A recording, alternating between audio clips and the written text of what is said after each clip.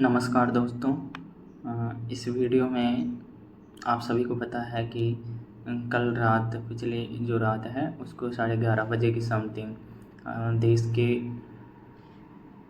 महान उद्योगपति जो टाटा सन्स के चेयरमैन रतन टाटा जी का लगभग 11:30 बजे की समथिंग उनका देहांत हो गया है। एक जो दशकों से एक युग चला आ रहा था उसका एंड हो गया है।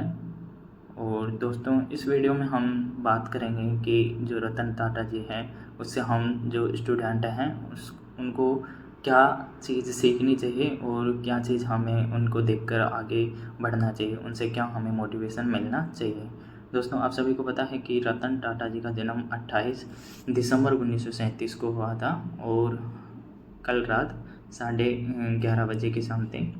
86 वर्ष की लगभग उनकी एज में उनका देहांत हो गया है। दोस्तों आप सभी जो भी भाई बहन पढ़ते हैं उनको सभी पता है और बहुत सारे ऐसे वक्तव्य हैं जो आप रतन टाटा जी के बारे में सुनते होंगे कि एक बार उन्होंने जो कंपनी शुरू की थी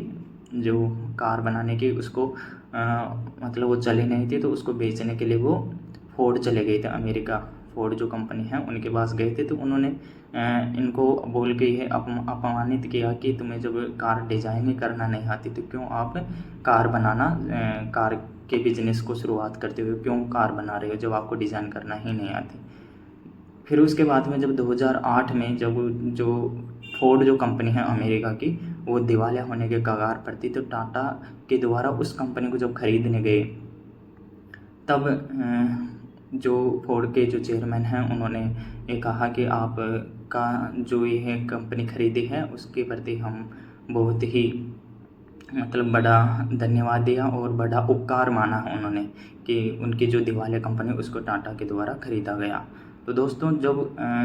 कहाँ से कहाँ तक इन्होंने शुरुआत की, कैसे एक कंपनी को खुद बेचने के लिए चले गए, दिवालिया हो गई इनकी कंपनी और जब वहाँ से वापस लौट के इन्होंने कंपनी को इतना बड़ा खड़ा किया कि इन्होंने खुद उस फोर्ड कंपनी को खरीद लिया। तो यहाँ से दोस्तों आप